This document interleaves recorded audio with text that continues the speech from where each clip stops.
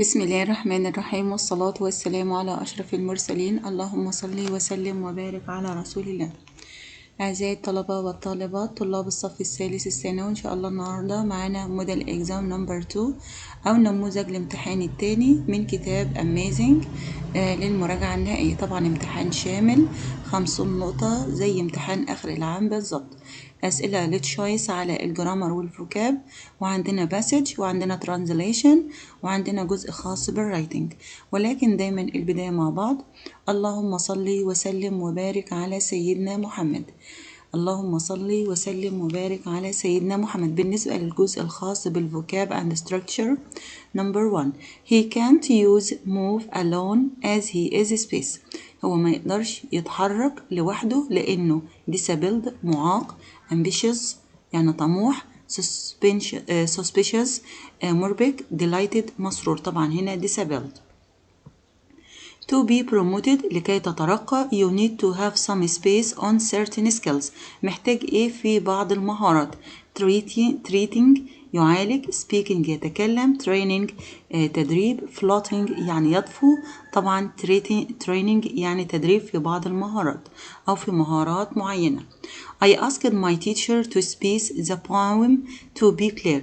أنا طلبت من المعلم يعمل إيه في الباوم القصيدة to be clear عشان تكون واضحة. realize يدرك، recognize يتعرف على، paraphrase يعيد صياغة، devise يبتكر. طبعا هنا paraphrase يعني يعيد صياغة. Space well in the exam is an aim which all students try to achieve. اللي في مفروض يعني يؤدي جيدا في الامتحان عشان يحقق. طبعا هنا doing والاسمها do well. do well يعني يفعل جيدا. He doesn't space the qualities needed for this job. He doesn't improvise ولا reply ولا have ولا in. طبعا have. he doesn't have ما عندوش qualities سمات محتاجها العمل. يبقى need يعني طبعا هنا he doesn't have يعني يمتلك السمات أو الصفات. علي had an argument about the man of yesterday's match. The synonym of argument is يعني مرادف argument المرادف ليها. يا ترى dispute نزاع، speech حديث، agreement اتفاق، complaint شكوى. طبعا هنا dispute يعني نزاع.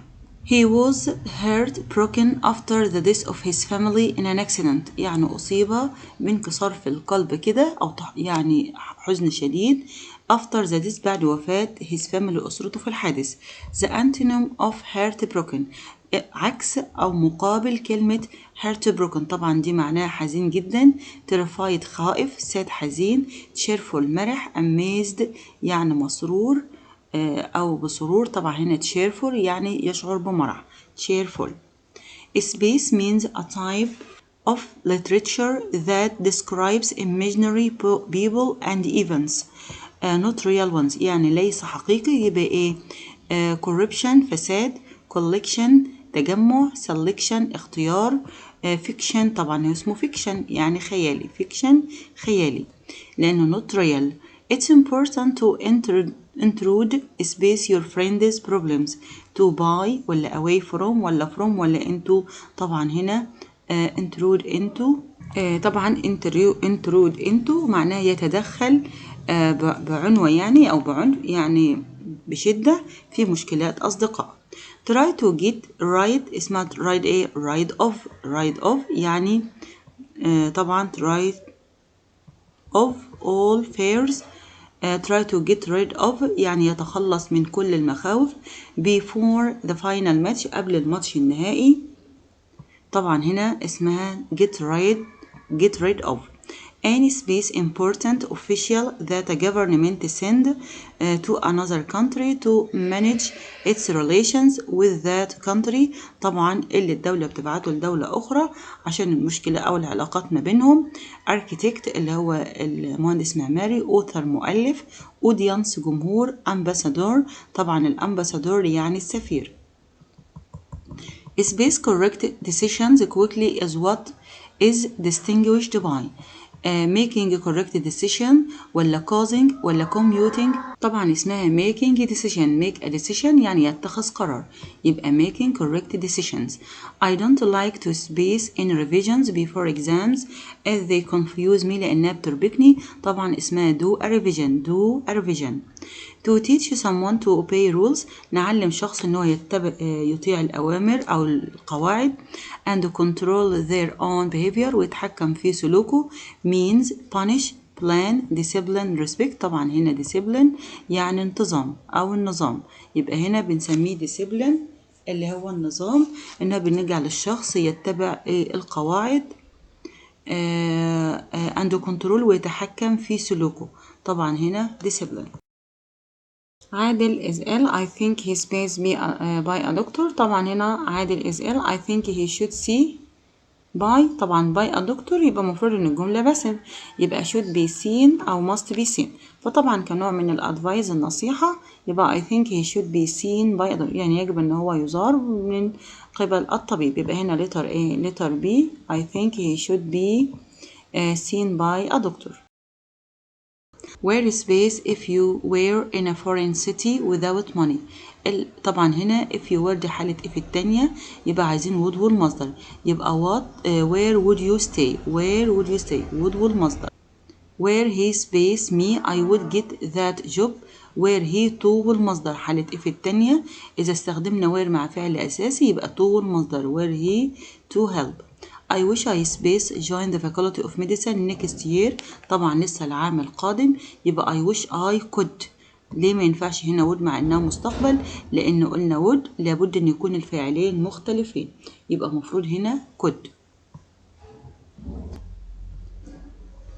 My mother is space eating pizza. My mother advised recommended told help. طبعا هنا recommended لأن recommended الفعل الوحيد اللي من دول بيجي وراه الفيرب فيه ing، لكن advised my mother advised eating pizza أو recommended، ولكن هنا وسط أو رشحت إن احنا ناكل بيتزا.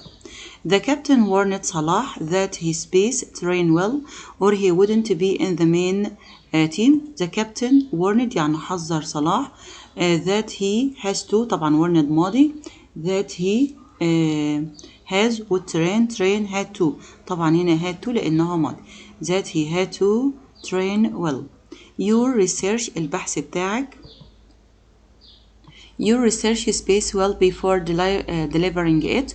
It was full of mistakes يعني مليء بالأخطاء. طبعا your research should have been revised. should have been revised يعني يجب إن هو يراجع. طبعا should have والتصريف should have been لأنه passive. should have been revised. نبيل had his daughter. نبيل had his daughter. طبعا daughter يبقى عايزين المصدر اللي هو مين؟ make. الكوزاتيف اللي هو المفعول لأجله بدل فيه عاقل يبقى عايزين مصدر الفعل، يبقى هنا make. He is space to win the match. He can do it. طبعا he is so strong too. so strong ما ينفعش such لأن such عايزة اسم بعد الصفة، و strong enough و strong enough برضو طبعا so strong خطأ لأن طبعا عنده to يبقى ما ينفعش so ولا such. يبقى عندنا strong enough أو too strong. he can do it يقدر يعمله يبقى strong enough لأن طبعا هنا strong صفة إيه؟ صفة إيجابية، يبقى letter C. It is believed that the murderer escaped through the back door. It was declared أو طبعا ما فيش عنده it was declared يبقى it's declared يعني أعلن. it's والتصريف الثالث اللي هو المفعول اللي هو طريقة it's وذات. it's بيجي معاها ذات أو it was، ولكن عندنا ما فيش عندنا was والتصريف الثالث، عندنا was ing ممكن it was declared ولا أو it's declared، فاللي عندنا الصح it's declared. He doesn't have much time. He is space come on time. طبعا هو ما عندوش وقت. he is too late يعني متأخر جدا ولا so lately طبعا خطأ لأن عندنا اسم مينفعش lately، ولا أصلا late enough لأن عندنا he is late enough to come in time، ولا such late that. طبعا هنا he is too late لأن هنا عندنا late صفة سلبية. he is too late to come يعني متأخر جدا على إنه يحضر، لأن هنا بيعبر عن صفة سلبية. Margaret space stay in this hotel. طبعا whose stay هنا stay اسم وليست فعل، عشان كده هنقول stay هنا نقول معاها whose لأنها ملكية، يعني اللي إقامتها in this hotel with her family ended انتهت is a famous، فended هنا فعل الجملة يبقى whose ملكية. هند had got to the park. هند راحت للبارك. space it started to rain. after that بعد ذلك بدأت تمطر. ليه ما ينفعش هنا after؟ لأن after ما يجيش وراها ماضي بسيط وقبلها ماضي تام، اللي بيجي بعدها الماضي البسيط اللي هي before، بس مش before that. يبقى مين؟ واحنا قلنا ان after that بتساوي before، يبقى after that. أمير space at home since he came back from. طبعا هنا since وماضي بسيط يبقى قبلها مضارع تام. فين المضارع التام عندنا؟ اللي هو letter B. has stayed اللي هي letter B. بعد كده عندنا سؤال الباسج. read the following passage then choose the correct answer from A, B, C or D. O'Connell Street is the main street of Dubai city of Dublin city. يعني طبعا الشارع ده أهم أو الشارع الرئيسي في دبلن city. although it isn't a particularly long street، يعني بالرغم إنه مش على الأخص شارع طويل. people there will proudly يعني بفخر tell the visitor بيخبروا الزائر that it's the widest street، يعني ده أوسع شارع in all of Europe في أوروبا. this claim usually meets with protest، وطبعا الادعاء ده واجهه كتير من with protest احتجاج especially from French tourists خاصة من السياح الفرنسيين. claiming ادعوا the Champs Elysees of Paris as Europe's widest street, but the witty Dubliner will not easily give up bragging rights and will trump the French visitor with a fine distinction. يعني هيواجهون كده بتمييز نهائي. The Champs Elysees is a blue word. O'Connell's طبعا ده شارع بوليفارد O'Connell's. A street divided by several important monuments، يعني بيقسم كده بمتاحف هامة. running the length of its center، على امتداد السنتر اللي هو الشارع الرئيسي. The street is named الشارع بيسمى for Daniel O'Connell an Irish patriot، يعني بيسمى باسم الرسام الأيرلندي دانيال أوكونيل. His monument stands at the lower end of the road، يعني الأثر بتاعه بيظل في lower end يعني في نهاية الشارع. That's the end closest to the river that divided Dublin. O'Connell stands high above the unhired crowds of shoppers, business people and students on a sturdy column surrounded by four quiet angels seated at each corner of the monument base. يعني طبعا ده وصف اللي هو المتحف اللي هو الأثر اللي بيقف في هذا الشارع. further up يعني وأيضا the street is the famous general post، يعني office يعني في مكتب بريد رئيسي that locals call the GBO. during the 1916 revolution the GBO was taken over from British rule and occupied by Irish rebels اللي هم الثوار الأيرلنديين اللي هم احتلوه. sparking weeks of armed combat in the city's center. طبعا يعني يتلألأ في اللي هو في weeks armed في الجيش combat اللي طبعا هنا يعني تغلب أو كافح in the city center في مركز المدينة. to this day من هذا اليوم the angels of O'Connell's monument، يعني اللي هم الملائكة كده الملكين اللي موجود في المتحف ده أو في الأثر ده bear the marks of the fighting، بيقفوا يعني بيميزهم كأنهم رموز للقتال.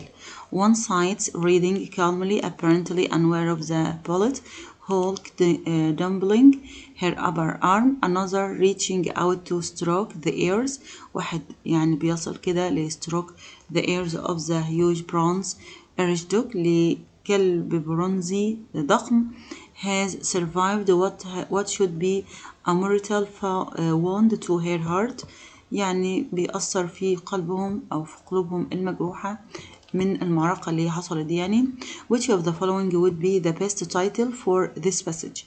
Dublin's famous monument اللي هو الأثر العظيم بتاعه. The Irish take pride in Collins Street، بيفتخروا بشارع كولينز. The three widest street in Europe، طبعا هو مش بس في ال3 شوارع اللي في أوروبا.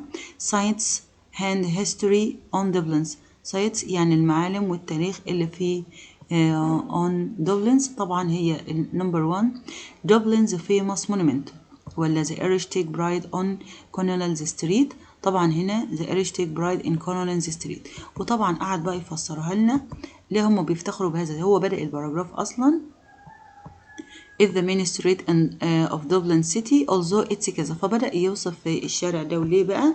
فطبعا ده المفروض ان هو يعتبر افضل عنوان. The French tourists who visit Dublin، طبعا الفرنسيين اللي زاروا دبلن هنا. claim that O'Connell's street is the longest، ادعوا ان هو اطول، طبعا هو مش اطول. claim that Champs-Élysées street of Paris is the longest، طبعا قالوا ان شارع ايليست ده اطول من الشارع اللي هو اوكلينز ده. The marks of the fight، يعني العلامات للمعركة between the Irish rebels، بين الثوار الأيرلنديين and the British والبريطانيين can be seen on، ممكن نراها في the angles اللي هو الملائكة of the colonels monument الانجلز، ولا الدانيالز monument، ولا the river lively، ولا GBO. طبعا هنا الانجلز of colonels monument، طبعا في الانجلز طبعا زوايا اللي هو الأثر، يبقى هنا letter A. O'Connell's street is divided by، طبعا الشارع ده بيقسم by the river lively، ولا Daniel's O'Connell's monument، ولا several important monument، ولا the famous general post، طبعا هو ذكرها في القطعة several important monument وفي القطعة بتقسيمه. According to the Dubliners the Champs-Élysées street of Paris is the longest، يعني ده الأطول. O'Connell's is street is the longest street، طبعا هو مش الأطول. O'Connell's is the widest street، يعني أعرض، طبعا لأ. The Champs-Élysées is a boulevard. O'Connell's is a street، طبعا ده هي فعلا letter D، ودي انذكرت في القطعة. وأوكونيلز ده مجرد شارع فقط. Sparking weeks of armed champ in the city center occurred because، يعني الأسابيع المتتالية للحرب أو للكفاح وقعت بسبب the French claim that the Champs-Élysées of Paris is the longest، ولا the Dubliners reject، يعني نبذوا أو اعترضوا the idea that the Champs-Élysées street of Paris is the longest، ولا a bullet was placed، طبعا هنا a bullet was placed in one of the angles of colonels، ولا GBO was taken over from British rule and occupied by Irish rebels، طبعا هي فعلا letter D. لو رجعنا للباسج sparkling weeks، طبعا هنا GBO. لو رجعنا للباسج was taken over the British rule، طبعا في الباسج هنا and occupied by Irish rebels. Sparkling weeks of armed combat in the city center، فطبعا هي اللي هي letter A letter D. عندنا the underlined word another refers to O'Connell's، ولا one of the rebels، ولا one of the angles، ولا a business، طبعا هي one of the angles، لأن لو احنا رجعنا للباسج برضو هنجد إن كلمة another بتعود على one of the angles. The synonym of the word witty، طبعا witty معناها يعني دمه خفيف أو خفيف الظل أو فكاهي أو، فطبعا هنا clever but funny. clever طبعا هو عايز المرادف clever but funny، ولا dumb يعني أطرش، ولا serious جاد، ولا generous، طبعا هنا قلنا فكاهي، يبقى هنا letter A. بعد كده بالنسبة لسؤال translation، إن البناء على الأرض الزراعية خطأ كبير سوف يدفع المجتمع بأسره ثمنا باهظا له إذا لم نتصدى له جميعا. Building on cultivated land is a great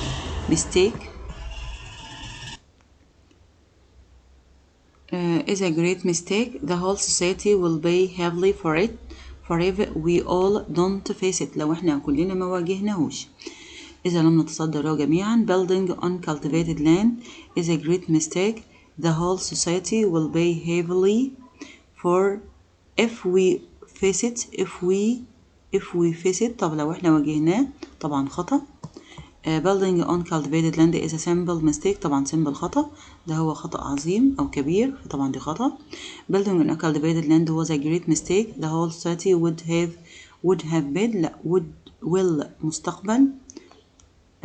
for if we don't face طبعا هي will وليس would، حتى هي قاعدة if الأولى معانا اهي، يبقى الإجابة الأولى هي letter A أدق إجابة.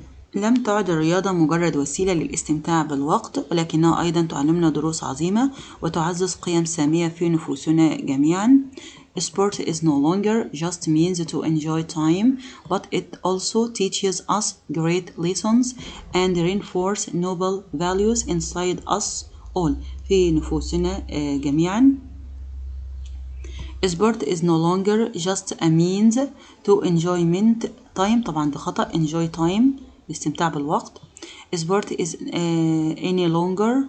طب is any طبعا any مفروض isn't any، فالمفروض ما ينفعش is و any isn't any، فدي خطأ. Sport is no longer just means for enjoy time but it also teaches. طبعا teaches تدرس، هي اللي بتدرس، فدي but it also teaches us يعني بتعلمنا good lessons يعني حصص كويسة، اللي هي يقول لنا دروس عظيمة great. فطبعا هنا letter دي هنا A أدق من دي هي A ودي متقاربين جدا من بعض، ولكن هنا قال لنا great وهنا قال لنا good، فطبعا هنا great لأن في الباسج قال لنا great دروس عظيمة great وليست good.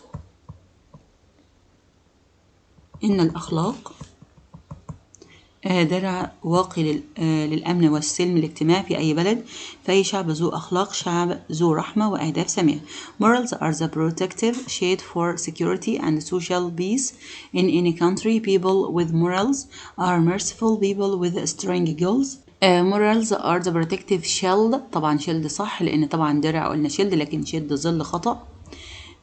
For security and social peace in any country. People with morals are merciful people with sublime goals. طبعا sublime يعني أهداف سامية، جميلة جدا. Morals are the protective shield for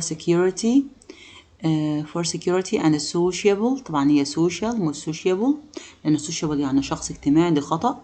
Morals are the protective shield for security and social place. طبعا هي social peace، فدي برضو خطأ، يبقى هي الإجابة عندنا letter B.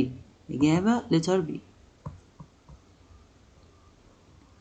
بالنسبة translate into Arabic. A successful leader is distinguished by his support for his employees. He always listens to them and discusses them about all what belongs to work. القائد الناجح يتسم بقدرته على تشجيع الموظفين، فهو دائما ما يسمع لهم ويناقشهم في كل ما لا يخص العمل. طبعا دي ما لا يخص خطأ. القائد الناجح يتضح بقدرته على دعم الموظفين، فهو دائما ما يسمع لهم ولا يناقشهم. طبعا خطأ، هو يناقشهم. القائد الناجح يتميز بقدرته على دعم الموظفين، فهو دائما ما يسمع لهم ويناقشهم في كل ما يخص العمل، دي صح طبعا. برضو نشوف الأخيرة. القائد الناجح يعرف بقدرته على دعم ما يسمع لهم ويناقشهم في كل ما يخص العمل. طبعا هو يعرف بقدرته، لا هو يتميز بقدرته. طبعا هنا distinguished يعني يتميز، يبقى احنا عندنا الإجابة letter C. cutting down forests يعني إزالة الغابات. طبعا cutting down يعني إزالة أو قطع is a crime against this planet. Forests represent the lungs of the planets in helping to reduce global temperature. إن قطع الغابات جريمة باتجاه هذا الكوكب. طبعا باتجاه خطأ، يعني مفيش حاجة اسمها باتجاه against يعني في حق. إن قطع الغابات جريمة في حق هذا الكوكب، فالغابات تمثل الرئة لكوكب الأرض، فهي تساعد في رفع درجة حرارة الأرض. طبعا هنا فهي تساعد في رفع درجة حرارة الأرض to reduce في تقليل، فطبعا دي خطأ. إن قطع الأشجار جريمة على هذا الكوكب، فالغابات تمثل الرئة لكوكب الأرض، فهي تساعد في تقليل درجة الحرارة. طبعا هنا to reduce دي صح يعني تقلل. إن قطع الغابات هي جريمة حقيقية a crime جريمة، هو مقالناش كلمة حقيقية. is a crime against يبقى دي برضو خطأ، هي جريمة حقيقية في هذا الكوكب. فالأشجار تمثل الرئة لكوكب الأرض، وهي تساعد في خفض درجة حرارة الأرض. طبعا لو جينا نبص عندنا أدق إجابة اللي هي لتر سي، إن قطع الأشجار جريمة على هذا الكوكب أو ضد هذا الكوكب يعني. فالغابات تمثل الرئة لكوكب الأرض، فتساعد في تقليدها، في تساعد في رفع، دي خطأ، تساعد في رفع reduce the global temperature خفض، يبقى دي خطأ. هي طبعا هنا استخدم باتجاه هذا الكوكب، إن قطع الغابات باتجاه هذا الكوكب هي طبعا على هذا الكوكب، يبقى هنا letter C أدق إجابة. None of us imagined that distance learning التعلم عن بعد would be an urgent necessity but it has become a must nowadays. طبعا لو يتخيل بعض منا أن يكون التعليم عن بعد ضرورة أساسية، ولكنه أصبح ضرورة في هذه الأثناء nowadays. طبعا هي في هذه الأيام. لن يتخيل كل منا أن يكون التعليم البعيد ضرورة هامة، طبعا هو التعليم عن بعد. قد يتخيل أحد منا أن يكون التعليم عن بعد ضرورة ملحة، ولكنه أصبح ضرورة الآن، طبعا دي خطأ لأنه قال كلمة nowadays. لم يتخيل أي منا أن يكون التعليم عن بعد ضرورة ملحة، ولكنه أصبح ضرورة في هذه الأيام، طبعا هنا letter D هي أدق إجابة فيهم. بعد كده سؤال choice على الرايتنج. What are the symbols used in this system called؟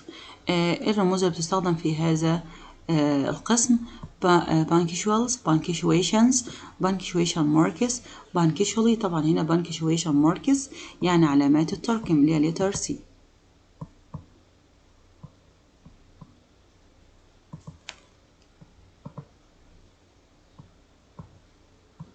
The part of speech describes a verb is الجزء اللي في الكلمة اللي بيصف الفعل، طبعا اللي هو مين؟ الادفيرب. الادفيرب ده عبارة عن أو الظرف عبارة عن كلمة بتصف الفعل.